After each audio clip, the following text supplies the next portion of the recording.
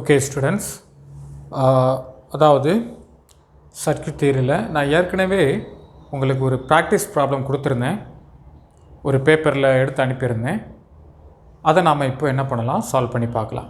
நீங்கள் எல்லோரும் சால்வ் பண்ணியிருந்தீங்க, ஒரு சில பேர் எனக்கு அனுப்பியிருந்தீங்க, மீதி பேர் பண்ணியிருப்பீங்கன்னு நம்புகிறேன்.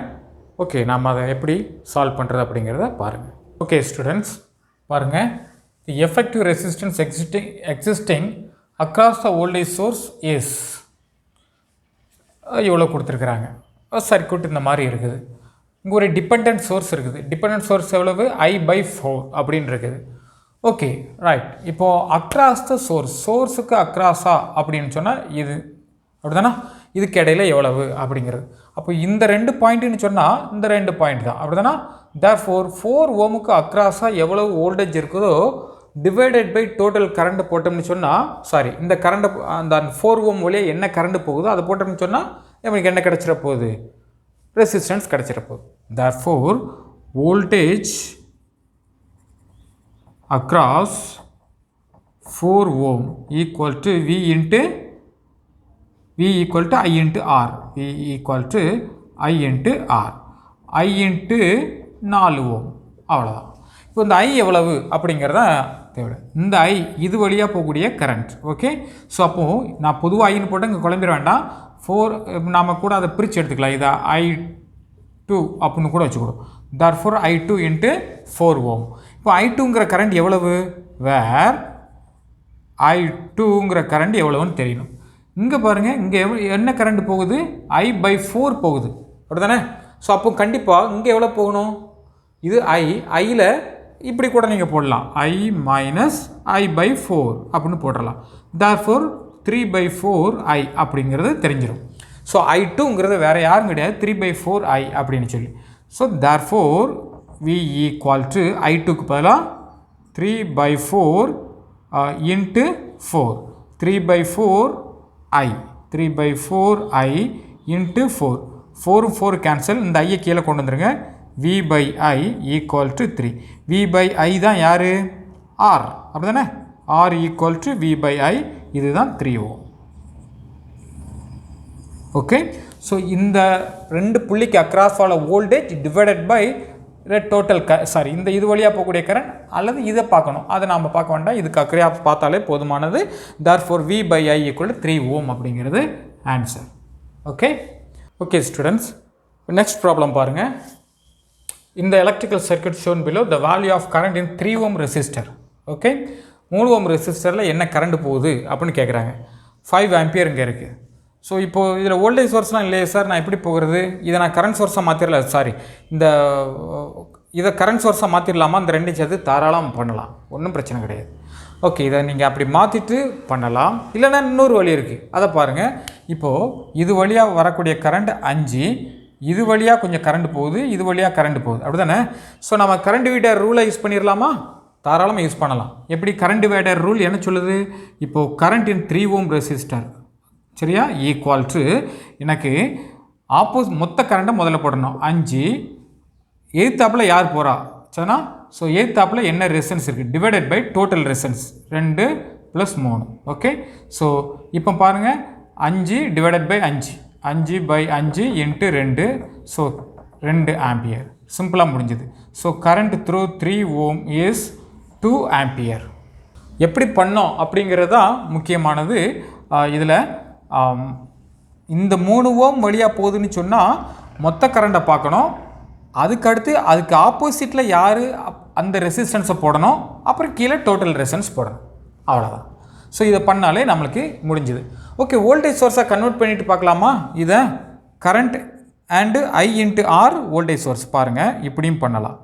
ஆனால் சீரியஸாக என்ன பண்ணிடணும், இதை தூக்கி சீரியஸாக போடணும். ஸோ 2 ஓம். இப்போ இந்த இடத்துல நீங்கள் 3 ஓம் அப்படியே இருக்குது, நம்ம அப்படியே வச்சுருவோம். ஸோ I2 10 வோல்ட், இது 2, இது 3 ஓம்.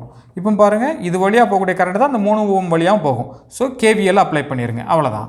ஸோ 10 மைனஸ் 2 3 5 I, கரண்ட் ஐன்னு வச்சுக்கோங்க. I ஈக்குவல் டு எவ்வளவு? 0. தேர்ஃபோர் பார்த்தாலே தெரியுது 5 I equal to 2, I equal to 2 ampere. So இப்படியும் நீங்கள் செய்யலாம், சரியா? ஓகே, ஒரு சிம்பிளான விஷயத்தை நாம் எப்படி டீல் பண்ணணும் அப்படிங்கிறது தான். ஓகே ஸ்டூடெண்ட்ஸ், நெக்ஸ்ட் பாருங்கள் ஒரு problem. In the network shown in the figure, if the voltage V at the time considered is 20 volt. நம்ம பார்க்குற நேரத்தில் இதில் எவ்வளோ இருக்குதான் 20 வோல்ட் இருக்குதான். Then dV by dt at the time, அந்த நேரத்தில் dV by dt எவ்வளவு இருக்கும் அப்படின்னு கேட்குறாங்க. ஓகே, நம்ம இந்த கெப்பாசிட்டரோட dV by dt அதனோட வேல்யூ கொடுத்துருக்காங்க 1/2 ஃபாரட் அப்படின்னு சொல்லி. ஓகே, நாம் இப்போ என்ன பண்ணலாம், இந்த சர்க்யூட்டை கொஞ்சம் அவங்க சொன்னபடி வரையலாம் பாருங்கள். ஓகே, நாம் 20 ஓம் இந்த நேரத்தில் எவ்வளோ இருக்குதான், இங்கே 40 வோல்ட் இல்லை 20 வோல்ட் இருக்குது அப்படின்னு நம்ம சொல்லிடலாமா? ஓகே, சொல்லிடலாம். 20 ஓம் இங்கே 10 ஓம். இப்போ பாருங்கள், இப்போ எனக்கு தெரிய வேண்டியது என்ன அப்படின்னு கேட்டால் நல்லா பாருங்கள், இதுக்கு அக்ராஸாக தான் நமக்கு என்ன தேவை, dV by dt. ஓகே, கெப்பாசிட்டர்னு சொன்னால் உங்களுக்கு dV by dt எப்போவாவது பார்த்த மாதிரி ஞாபகம் இருக்கா? Yes, current through the capacitor, current through a capacitor is எவ்வளவு, I equal to C dV by dtன்னு வரும். அப்போ இது வழியாக போகக்கூடிய கரண்ட் தெரிஞ்சிருந்தால் நம்மளால் என்ன பண்ண முடியும், இது வழி dV by dtயை கண்டுபிடிக்க முடியும். ஏன்னா C கொடுத்துட்டாங்க, அப்படி தானே? தேர்ஃபோர் அப்போது இந்த dV by dt வேணும், C கையில் இருக்குது, இந்த I தெரிஞ்சாலே போதும். அப்போ இது வழியாக போகக்கூடிய கரண்ட் என்னன்னு நமக்கு தெரியணும், அதுதான் பாயிண்ட். ஓகே, ஸோ அப்போ இந்த கரண்ட்டை கண்டுபிடிச்சலாமா? ஓகே, கண்டுபிடிக்கலாம். பாருங்கள், நாம் பல விஷயத்தையும் யோசிக்கணும். ஈக்குவலண்ட் சர்க்யூட்டை யோசிக்கணும், கரண்ட் லாவை யோசிக்கணும், வோல்டேஜ் லாவை யோசிக்கணும், இது மெஷ் லூப்பை யோசிக்கணும், நோடல் அனாலிசிஸ் யோசிக்கணும். இவ்வளோத்தையும் யோசித்து எது வழியாக போனால் கரெக்டாக இருக்கும் அப்படின்னு உங்கள் மைண்டுக்குள்ளே எல்லாம் திங்க் பண்ணணும். பாருங்கள், இதில் ரொம்ப சிம்பிளாக வேறு ஒரு வழியில் நான் போகிறேன் பாருங்கள். இது நோடல் அனாலிசிஸில் நம்ம போகலாம். ஆனால் நோடல் அப்படிங்கிறது வரும்போது இங்கே ஒரு சிக்கல் வரும். இந்த டைப்பாக எப்படி நோடுன்னு சொல்லும்போது ஒரு நோடு மைனஸ் அடுத்த நோடு பை ரெசிஸ்டன்ஸ் போடணும். இங்கே இல்லை பார்த்தீங்களா, இதை சூப்பர் நோடுன்னு சொல்லுவோம். நாம் இதை அடுத்து பார்க்க போகிறோம். ஓகே, பட் எனிவே இப்போ நீங்கள் பாருங்கள், இதில் நான் தெளிவாக வேறு ஒரு வழியிலே கன்வென்ஷனலாகவே போயிடறேன் பாருங்கள். இந்த புள்ளி இதுக்கு அக்ராஸாக 20 வோல்ட் இருக்குது. அப்போ இந்த இடத்துல 20 வோல்ட் இருக்குன்னு அர்த்தம், அவ்வளோதான்.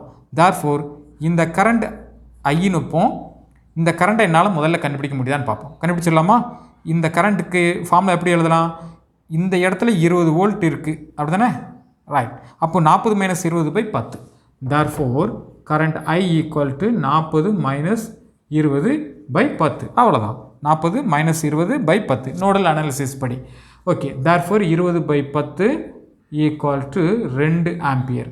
அப்போ எனக்கு இந்த I ஈக்குவல் டு தெரிஞ்சு, capital I equal to 2 ampere. அப்போ இது தெரிஞ்சுது. இதை கண்டுபிடிக்கலாமா? கண்டிப்பாக கண்டுபிடிக்கலாம். ஆனால் இதுக்கு அக்ராஸாக எவ்வளோ வோல்ட் தான் இருக்குது, அதே 20 வோல்ட். தேர்ஃபோர் இந்த கரண்ட்டையும் கூட நீங்கள் கண்டுபிடிக்க முடியும்.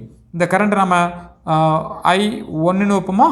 Okay, therefore I1 equal to 20 ஏன்னா இதுக்கு அக்ராஸாக 20 வோல்ட், 20/20 ஈக்குவல் டு 1 ஆம்பியர். அப்போது இந்த கரண்ட்டும் தெரிஞ்சுது, இந்த கரண்ட்டும் தெரிஞ்சு, இது வழியாக போகக்கூடிய கரண்ட்டை கண்டுபிடிச்சிடலாமா? Therefore I - I1 equal to small I அப்படின்னு வச்சுருக்கிறோம். Therefore 2 - 1 equal to 1 ampere. முடிஞ்சது, அவ்வளோதான். இதில் கொண்டு போட்டுடலாம். தேர்ஃபோர் எவ்வளோ வருது? Therefore I equal to 1 ampere into 1/2 farad into dV by dt. Okay, dV by dt cross multiply பண்ணுங்கள், 2 dV by dt, 2 volt per second அப்படிங்கிறது, 2 volt per second. Okay, so இந்த மாதிரி நாம் என்ன பண்ணணும், கொஞ்சம் ஒரு கன்வென்ஷனலாக யோசிக்க தெரியணும், அவ்வளோதான். சரியா? ஓகே, நாம் இது ஒரு ஸ்பெஷல் திங், இதை நம்ம பின்னாடி பார்க்க போகிறோம். ஆனால் பாருங்கள், அது இல்லாமலே சும்மாவே நம்ம நார்மலாக நம்மளுக்கு தெரிஞ்ச நாலேஜ் வச்சே போட்டுட்டோம். ஓகே ஸ்டூடெண்ட்ஸ், நெக்ஸ்ட் போகிறாங்க. The VI relation for the network shown in the given box is V equal to 4I - 9. Okay, the V. Okay, given அதாவது the network shown in the given box is V equal to 4I - 9. இந்த பாக்ஸுக்குரிய character இப்படி இருக்குது. Okay, if now a resistor of 2 ohm is connected across it, இதுக்கு அக்ராஸாக 2 ohm connect பண்ணோம்னு சொன்னால் the value of I will be, இந்த I எவ்வளவு அப்படின்னு நம்மகிட்ட கேட்குறாங்க. ஓகே, ரைட், நாம் கண்டுபிடிக்கலாம். இப்போ பாருங்கள், இந்த V இதோ இருக்குது, V equal to 4i minus 9 அப்படிங்கிறது. ஓகே, இந்த டயக்ராமில் இருந்து நாம் என்ன சொல்லலாம்? From the diagram V equal to I into R தானே, இதுக்கு அக்ராஸா, therefore I இன்ட்டு ஆர். ஆனால் ரொம்ப கவனமாக இருக்கணும், இதில் தான் நாம் தவறுவதற்கு வாய்ப்பு அதிகமாக. இவங்க ஒரு போலாரிட்டிங்க மென்ஷன் பண்ணியிருக்கிறாங்க, ஆனால் கரண்ட் இங்கே மாதிரி வருது, அதாவது இப்படி போகுது. therefore இதனோட போலாரிட்டி ப்ளஸ் மைனஸ். therefore அவங்க கொடுத்த போலாரிட்டிக்கு இது ரிவர்ஸில் இருக்குது. அப்படின்னா நம்ம என்ன பண்ணணும்? I வந்து இன்ட்டு 2 2i மைனஸ் 2i அப்படின்னு போடணும், அப்படிதானா? So therefore equal to minus 2i V equal to இந்த V ஆல்ரெடி இங்கே கொடுத்துருக்கிறதுனால நாம் என்ன பண்ணுறேன்? 4i therefore minus 9 equal to minus 2i. இப்போ நம்ம கரண்ட் தானே கேட்டிருக்காங்க, நம்ம தாராளம் போட்டுடலாம். therefore 4i plus 2i equal to 9. So 6i equal to 9. therefore I equal to 2/3. Okay, ஒரு 3 6 3 9. So 3/2 ampere. ஓகே, ஸோ இதில் 3/2 அப்படிங்கிறது I ஈக்குவல் டு 1.5 ஆம்பியர். பார்த்தீங்களா? ஒருவேளை நாம் இந்த இடத்துல மைனஸ் போட மறந்துருந்தால் இங்கே மைனஸ் வந்துடும். அவன் 2 ஆன்சரையும் கொடுத்து வச்சுக்காங்க, பார்த்துக்கோங்க. ஓகே ஸ்டூடெண்ட்ஸ், லாஸ்ட் கொஸ்டின் பாருங்கள். இப்போ இந்த கொஸ்டினை நாங்கள் எழுதலை, அது பெருசாக இருக்கிறதுனால நீங்கள் அந்த நான் அனுப்புனதை வச்சுருப்பீங்கன்னு நினைக்கிறேன், அதை வச்சு பார்த்துக்கோங்க. ஓகே, ஸ்டேட்மெண்ட்டில் என்ன சொல்லியிருக்காங்கிறது நான் சொல்கிறேன். அதாவது ஒரு நெட்வொர்க், இதில் பல சோர்ஸ்கள் இருக்குது, பல ரெசிஸ்டன்சஸ் இருக்குது. இதில் வோல்டேஜ் சோர்ஸ் மட்டும் ஆக்ட் பண்ணும் பொழுது இந்த ரெசிஸ்டன்ஸில் 4 வாட்ஸ் பவர் டெவலப் ஆகுது. ஓகே, கரண்ட் சோர்ஸ் மட்டும் இருக்கும் பொழுது பவர் வந்து 9 வாட்ஸ். ஓகே, ஸோ 2 சோர்ஸும் சேர்ந்து ஆக்ட் ஆகும் பொழுது எவ்வளோ வாட்ஸ் அப்படின்னு கேட்குறாங்க. ஓகே, இது ஒரு நெட்வொர்க், லீனியர் நெட்வொர்க். therefore இப்போ நம்ம என்ன பண்ணலாம்? ஃபஸ்ட்டு வோல்டேஜ் சோர்ஸ் மட்டும் இருக்கும் பொழுது என்ன பவர் அப்படின்னு சொல்லலாம். வோல்டேஜ் அப்போ வந்து கரண்ட் சோர்ஸ் கிடையாது. ஓகே, ஸோ வோல்டேஜ் சோர்ஸ் மட்டும் இருக்கும் பொழுது power voltage source only. Okay, voltage source only இருக்கும்போது பவர் ஈக்குவல் டு, நம்ம பிவின்னு வச்சுக்கிடுமே, அதை power equal to V square by R equal to 4 watts அப்படின்னு வைப்போம். Okay, V square by R, ஆருங்கிறது இந்த ஆர், விங்கிறது இந்த சோர்ஸில் என்ன வோல்டேஜோ அது. Okay, V square by R equal to 4 watts. Okay, current source மட்டும் இருக்கும்போது கரண்ட் சோர்ஸ் ஒன்லி அப்படி இருக்கும்போது பவர் நம்ம கரண்ட் சோர்ஸ் அப்படிங்கிறத பிசின்னு வைப்போம், equal to I square R அப்படின்னு சொல்லுவோம். ஓகே, therefore அது எவ்வளவு? 9 வாட்ஸ். ஓகே, ஸோ இப்போ இந்த 2 இன்ஸ்டன்ட்லேயும் மொத்த கரண்ட் 2 சேர்ந்து ஆக்ட் ஆகும்போது, அப்போ தனித்தனியாக என்ன கரண்ட்டோ அதை நம்ம கண்டுபிடிச்சிட்டு மொத்த கரண்ட்டை நம்ம என்ன பண்ணிடலாம்? ஆட் பண்ணிடலாம், அப்படி தானே? ஓகே, அப்படியே பண்ணிடுவோம். அப்போ இதில் கரண்ட் கண்டுபிடிக்கிறது எப்படி சார்? இந்த கேஸ்க்கு மட்டும் கரண்ட் எப்படி கண்டுபிடிக்கிறது? V ஸ்கொயர் பை ஆர் இருக்குது, அப்படி தானே? therefore இதை நம்ம என்ன பண்ணலாம்? V equal to I into ஆர்னு சொல்லலாம்ல. அதன்படி இதை எழுதணும்னு சொன்னால் I square R square therefore by R, V equal to I into R அப்படிங்கிறதுனால therefore I square into R equal to 4 watts. therefore இப்போ உள்ள I ஈக்குவல் டு இந்த 4 by R. Okay, 4 by R அப்படிங்கிறத நான் என்ன பண்ணிடுறேன்? ரூட் ஆஃப் I வேணும் இல்லையா, அதனால் 4 பை ஆர் அப்படின்னு போட்டுறேன். ஓகே, நெக்ஸ்ட் இந்த கேஸில் பார்ப்போம். இந்த கேஸில் வந்து இப்போ பாருங்கள், இதுக்கு வந்து I ஸ்கொயர் ஆர் டேரெக்டாக இருக்குது. therefore I square R equal to எவ்வளவு? 9. therefore I equal to 9 by R root, அப்படி தானே? ஸோ இப்போ இந்த 2 கேஸையும் வேறுபடுத்தி காட்டுறதுக்காக இந்த 2 கரண்ட்டையும் நாம் இதை IVன்னு வைப்போம், இதை ICன்னு வைப்போம்.